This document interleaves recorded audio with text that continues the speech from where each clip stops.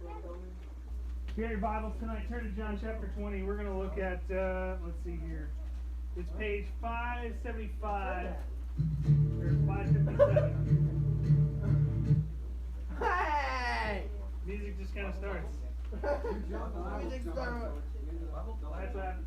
557 if you're using one of our Bibles. The 20 is like the big number on the page. It's kind of like the chapter, and then the little paragraphs are verses. So we're going to look at verses 24 to 29. All right, so as you guys are turning there, just keep your Bibles open. We're in our series called Swim Lessons. Last week we spent some time just kind of talking about, you ever feel like you've just been thrown into the deep end of life, and then now you have to figure out a way to swim? You didn't get lessons for it, you didn't understand exactly how to do everything, but now all of a sudden you're just like, it's sink or swim, it's drown or survive. And one of the areas that I think many of us kind of get thrown in life when it comes to sink or swim, drown or survive, is this area of doubt. Now, how many of you guys have ever had doubts about anything in your life? Okay, good number of you. Some of you, even today, you might be struggling with doubt even in your own life today. We just kind of finished the Easter season. We're talking about Jesus. We're talking about God. We're talking about Jesus coming. He lived. He died. He rose again. That's really cool in religious circles. But there can be some doubt about that. Right? Like, if we're just honest, I mean, you're talking about a guy who died, and then he came back to life. There can be some serious doubt about that.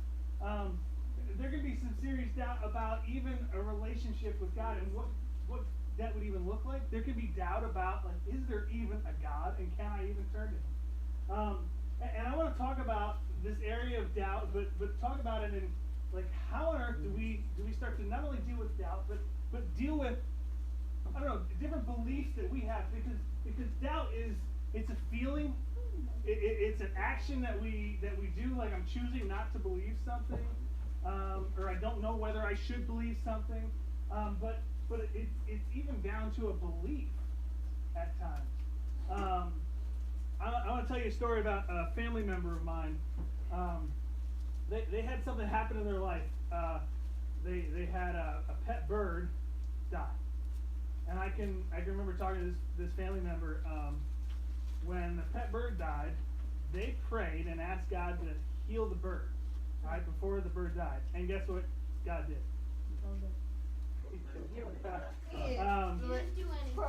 We won't get into the never mind.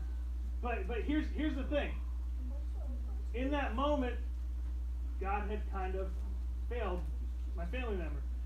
And then I had there was a great aunt in our family that was struggling with cancer.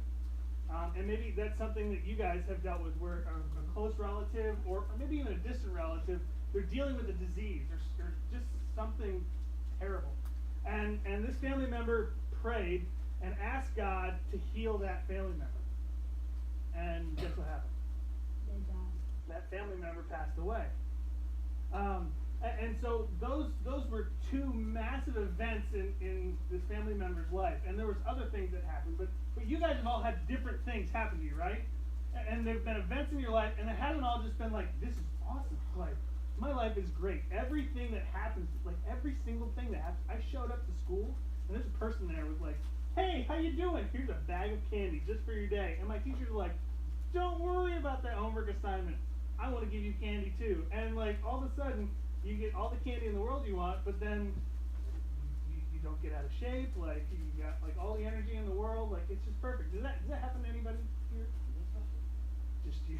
I can see. Your mom's a teacher. Never mind. All right. So, but we all kind of have to face difficulty and different events in our life that are very hard to deal with. So this family member that I had, as they're processing these events, they start to develop this belief that God must not care about me. Like, I've asked Him to care about me in these specific areas, so therefore God must not care about me. Off of the events, a belief started to form. And from there, feelings of doubt, loneliness, and frustration started to come about. in that family member's life. Loneliness is a tough thing. When you're frustrated, when what you think might be your hope all of a sudden disappears, doubt just comes flying. And as a result, over years of this, this one family member that I have, they've just kind of clearly expressed, I don't even believe in God. I don't believe that there even is a God, because I tried to turn to that God, and that God was not even there. And so doubt is a big part of this person's life, especially when it comes to the realm of God. And what's funny is it wasn't just one day that this family member just got up and they're like, you know what? I think I'm going to doubt the existence of God. I'm going to choose to do it on this day. Write it down on the calendar. It didn't just happen, or it wasn't just like a one-time choice, but it was many things that had happened over years that all of a sudden, now you're just in this spot to where of course I'm going to doubt. And many of you have experienced doubts in your life. It doesn't have to relate to God. Just doubts about family members and relationships. Is this going to work? Is there really care and affection there that I long for? Do I actually feel like I belong in this family? It can relate even to your relationship with God. Does he exist? Why should I even listen to him? When I listen to him, life sometimes even gets harder. Why doesn't he seem to care for me? Why do I always feel rejected? I know people will say, you're not rejected, but why do I always feel that inside? And so we wrestle and carry with doubts. And God seems to have failed us, and we maybe don't even believe that there even is a God anymore. Or that's at least the struggle that we're wrestling with. And maybe some of you guys can even relate to that tonight. Now, as we're in this series called Swim Lessons, we're really focusing on the idea of worldview. Worldview is how we, can anyone remember from last week, what's a worldview? How we view the world. I know, it's directly in the title of the word. But it's like when you put on a pair of glasses, and let's say you're in a room like this and they're very dark glasses. You put them on, it affects what you can see. It's like the filter through which you see the world. And so everyone has a worldview. You watch a movie, that movie comes from a perspective or a point of view about life, about where we came from, about what's wrong with the world, about what can fix it, and where are we going? What's the future going to look like? And so worldviews are very important to understand. If you want to understand other people, you got to understand where they're coming from. But if you even want to understand your own life and kind of well, why do I feel this way? Why am I struggling? You got to understand even your own worldview, or how you view the world. And so the question I want you guys to think about tonight is this. I don't have it on the screen, but how do we navigate a world where what I'm told, and maybe what I'm even told from the Bible, for some of you heard stuff from the Bible for years, for some of you this might be brand new. But what do I do with if what I'm told, even about the Bible, doesn't match up with what maybe other people think, or even what I think, or even what I feel? That's a bigger thing, right? Because you can kind of think something, but sometimes what we feel, it's like, I want to believe this, but I feel completely different. You ever there? And so doubt is a huge part of this. It's not just something that I'm trying to doubt. I feel the doubt. And so what do I do with this? Where do we go with it? I want to look in John chapter 20, verses 24 through 29, and we're going to look at an example of doubt. And as we're looking at this, we're looking at this idea of how a worldview is formed. We talk about what a worldview was, how it answers 4 questions. Where are we from? What's our purpose? Or what's our origin? What's wrong with the world? What's good and what's bad? How do we fix it? What's our meaning and purpose in this life? Where are we going? What's our destiny? Is this it, or is there something beyond just today? So that's what a worldview is, but how do we form this? Because all of you have different ideas about stuff. So how do we actually form our worldview? We're going to read John chapter 20, verses 24 through 29. And we're going to look at a guy whose feelings didn't match up with what he was told or what he was supposed to believe in the moment. You ever feel like that? What you feel does not, what you feel and even what you believe is not what you've been told or what you're supposed to believe in the moment. Taylor's going to read John chapter 20, verses 24 through 29 for us here. If you guys want to follow along, page 757, here we go. Go ahead, Taylor. Now Thomas, also known as Didymus, one of the 12, was not with the disciples as Jesus was. So the other disciples told him, "We have seen the Lord." But he said to them, "Unless I see the nail marks in his hands, and put my finger where the nails were, and put my hand into his side, I will not believe." A week later his disciples were in the house again, and Thomas was with them. Though the doors were locked, Jesus came and stood among them and said, "Peace be with you." Then he said to Thomas, "Put your finger here and see my hand. Reach out your hand and put it into my side. Stop doubting and believe." Thomas said to him, "My Lord and my God."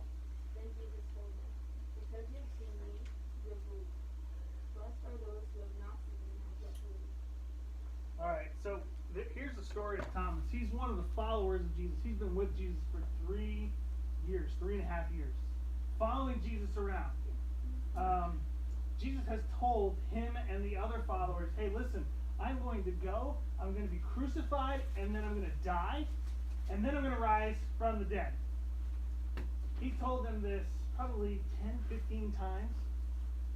And guess what all of Jesus' followers did? They were afraid to ask him about it because they're like, what does this mean, this rising from the dead? Because obviously people don't come back to life after they die, right? I mean, and so even Jesus' followers, they understand this basic truth. When people die, they don't come back. And so Jesus dies, and the Bible shares with us that Jesus dies. He rises from the dead, and his followers immediately go and they're like, wow, Jesus, you rose from the dead. Is that what they did? The first they hear of it, some people went and they went into the tomb. Actually, if you go back up to the beginning of John chapter 20, so if you kind of go all the way back up. I'll just read it for you so you can see here. Ready?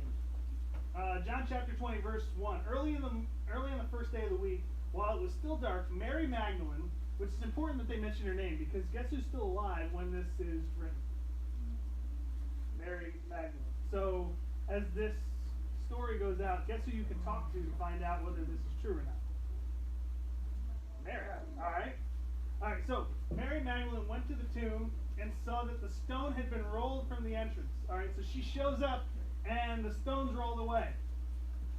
So she came running to Simon Peter, who was one of Jesus' followers, the other disciples, the one that Jesus loved, and said, Jesus is risen, he's alive. Is that what it says? Anybody looking? Yeah. Is that what it says? End of verse 2? It says, Jesus is risen, he's alive.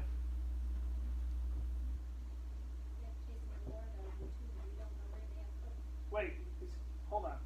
Jesus has told them time and time and time again, I am going to die and I'm going to rise from the dead. And all of a sudden they show up to a grave and his body's not there. And his followers all go, he's alive, right? What do they, is that what happened?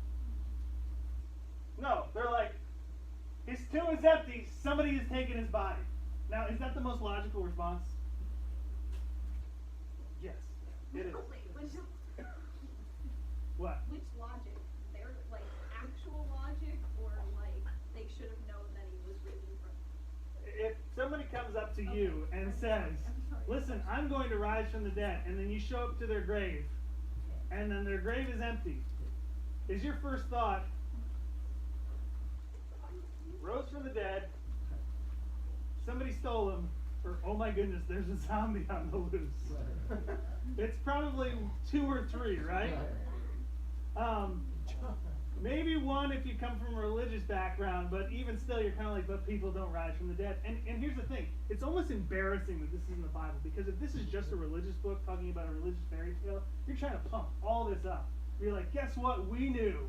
We are awesome. Do you know what it shows? These people doubted. They doubted. And then as you read through there, you find Jesus actually appears to them. He shows It's an event that happens in history to where he actually is alive in front of them. And all of a sudden their minds change. But guess who wasn't there? Thomas. So Thomas, who has been with these 10 other guys at this point, with these ladies, he's been with them for 3 years. They know each other so well. They follow Jesus. They just desperately want Jesus to be alive. But Thomas saw him die. And all the other ones are saying, hey, guess what? We saw him. He's alive. And what is Thomas's response? Verse 24 and 25. It says, now Thomas, also known as Didymus, which means twin, so he was a twin. One of the 12 was not with the disciples when Jesus came. So the other disciples told him, we have seen the Lord. But he said to them, unless I see the nail marks in his hands and put my finger where the nails were and put my hand into his side, I will not believe. Is that a reasonable response? I think it's actually a very reasonable response. But if you're writing this in a religious book, that's kind of a weird response, right? Because everybody should be in the tank for like, hey, this Jesus thing, like, come on, let's push this. And yet, here's what you find. When it comes down to Thomas's worldview and how he formed his worldview, this is a couple things we need to look at. One, there was an event. What has happened? So an event happened. What happened? Jesus died. So what's his beliefs? Now, it doesn't specifically say it, but what is true to him in that moment? I'm not saying that it was true. I'm just saying, what does he believe to be true in that moment? Dead people don't come back to life. It's an unreasonable belief based on the events of what he had seen. Doesn't seem like it. So we're not necessarily told about his feelings, but as he talks about it, can you get a little bit of the tone? A little bit of frustration? A little bit of like, are you kidding me? Definitely doubt. And so what is behavior? What does he do? He says, I will not believe. And see, here's the thing. When it comes to our life, it doesn't just have to be doubts. How we form our own behaviors is based on our feelings. But our feelings alone aren't just, like, I just feel this way. Our feelings are based on our beliefs or what we believe. And our beliefs are shaped by, all right, what have I been through, what has happened, and how do I interpret? So Thomas has been through something, and the way that he interprets it is dead people don't come back to life. And so therefore, I'm feeling almost hostile towards this situation. Now you might look at this and go, hey, Thomas, you should quit it. Like, you should stop doubting. And so we tell him to stop doubting, but does that really solve anything? Because what does he feel? And when people tell you, hey, I just need you to change this, but inside you deeply feel something, and you're like, I almost feel like I can't change this because I feel something so bad inside, or something so strong. And they say, well, stop feeling that way. You ever try to stop feeling? Does it work? No, it doesn't. But here's the thing. The reason why it doesn't work is because feelings aren't just on their own. Feelings come from what we believe is true based on what we have seen, experienced, and what we know has happened. And so Thomas's beliefs need to change if he's going to change his behaviors. And that's true even in our own life. We act exactly what we believe. We feel exactly what we believe. And we believe based on what we interpret our events around us to be. And so you might feel in a situation or interpret a situation to where you believe, hey, God doesn't exist. Like my family member, I prayed. And guess what didn't happen?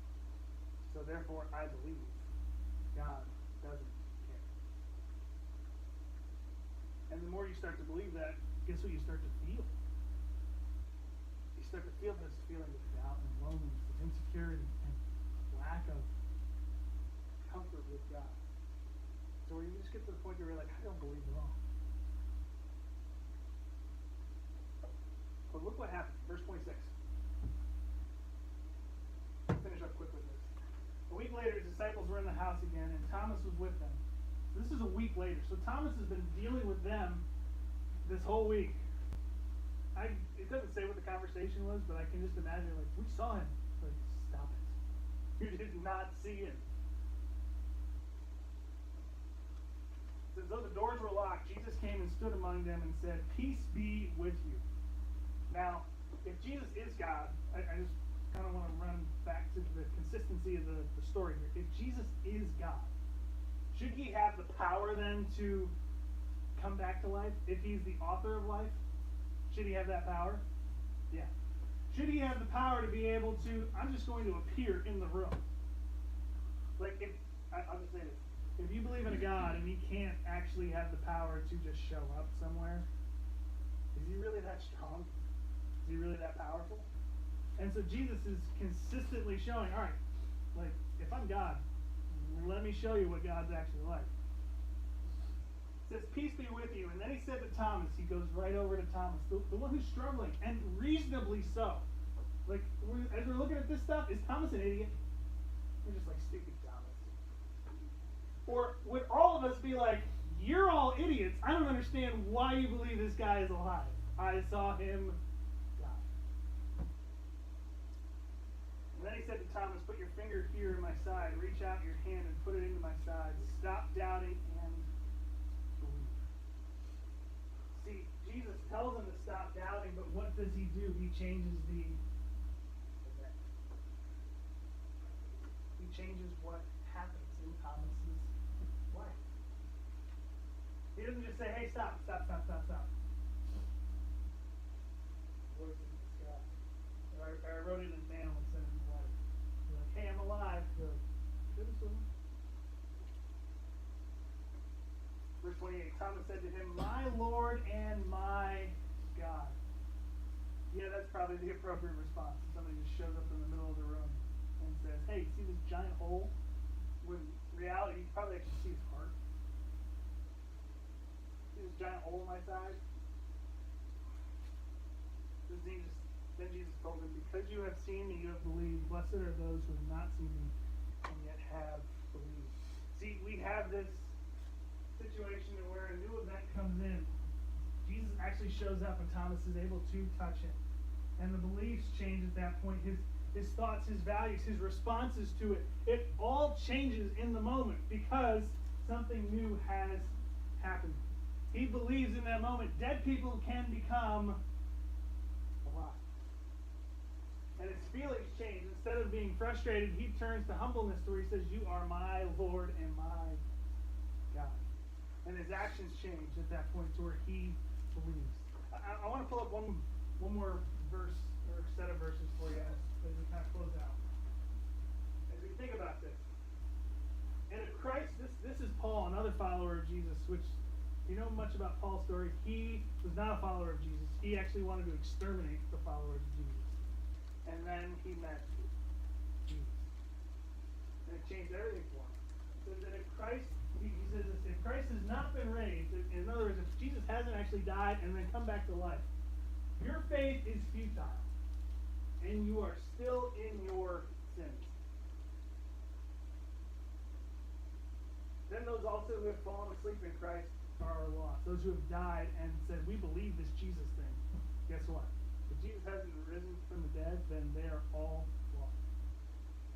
If only for this life we have hope in Christ, if only for this life we have hope in Christ, we're all people most pity. In other words, if we're just believing so that we can get through this life, but this wasn't really true, what does he say about those who follow Jesus or trust Jesus? They are to be most pitied.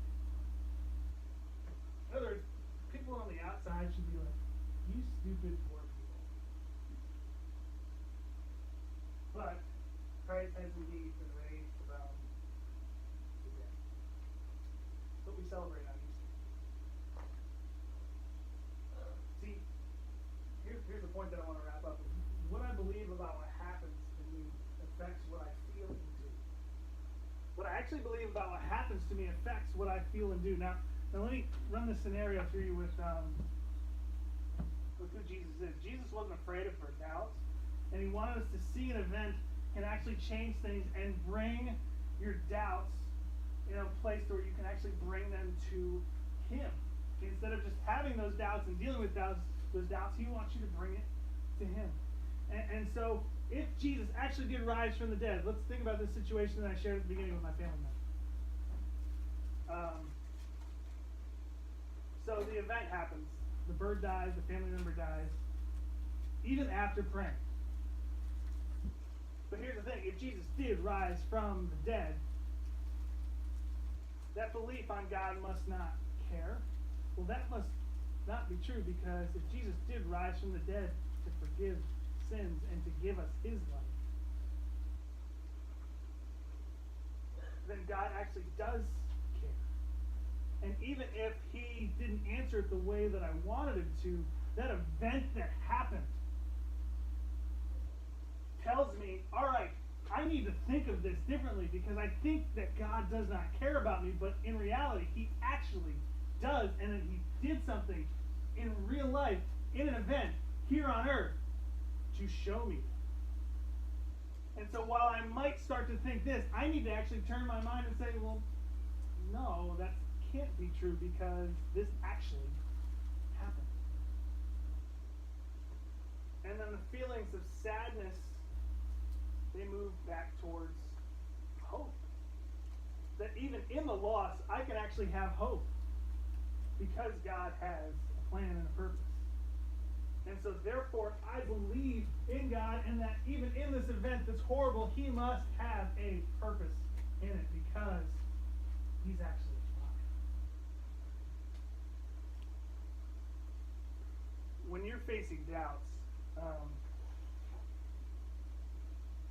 what events do you go to form your beliefs?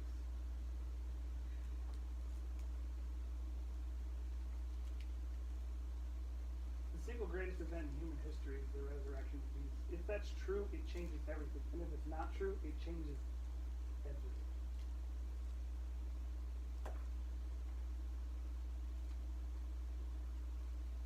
So, as we celebrated Easter this past week, is it just a religious celebration, or did something actually happen? And if it did, what do you need to start to believe about it? I'll finish with this and then we can go. I had a friend in college show me his phone. And he's like, hey man, have you seen this? And I'm like, what? And he goes, you can actually type words on your phone and send them to other people. And you want to know what my first response was?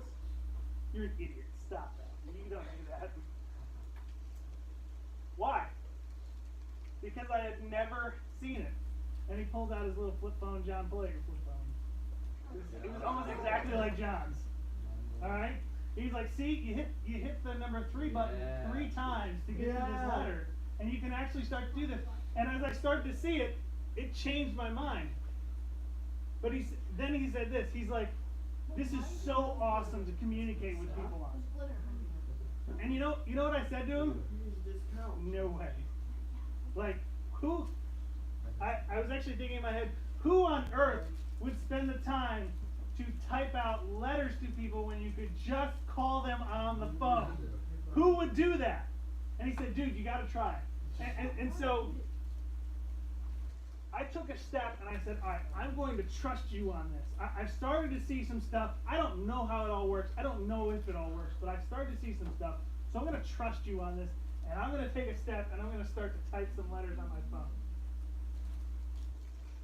Now, my goodness, if I get a phone call, I'm like, please just ask me. Don't talk to me on the phone. But that's how the world is now, isn't it? But when it first came out, I was deeply skeptical. And that sounds stupid now, right? Because it's just like, well, of course. My mind didn't just change because I saw something. I took a step to start to trust. And I changed my belief on what I saw and what I thought happened. And as I started to say, all right, I'm going to trust you a little bit, then it changed how I even viewed the world itself. Do you know that that's true with our relationship with God? We talk about the resurrection of Jesus, and we're like, Jesus died for your sins. He rose from the dead. And if you believe that Jesus did it for you, you can have a relationship with him forever. Your sins are forgiven. You will always belong to God. And even after you die, you'll spend eternity with Him. You now have purpose and full meaning in life. Yeah, I don't know if I believe all. I don't know. I don't know how that all works out. But here's what Jesus said to Thomas. Trust me on it. You're starting to see it, but trust me on it. And it changes everything. It starts to change how you even feel in the world. It starts to change what you do in the world. And so when you form your worldview, these are the 4 things you got to look through. When you're in your own life, look through those things. But when it comes to Jesus, and maybe even the doubts we have about God,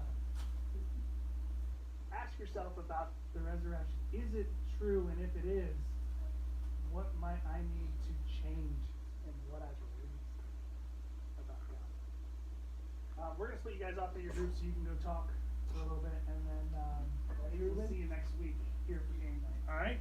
Yep. Find something to couch.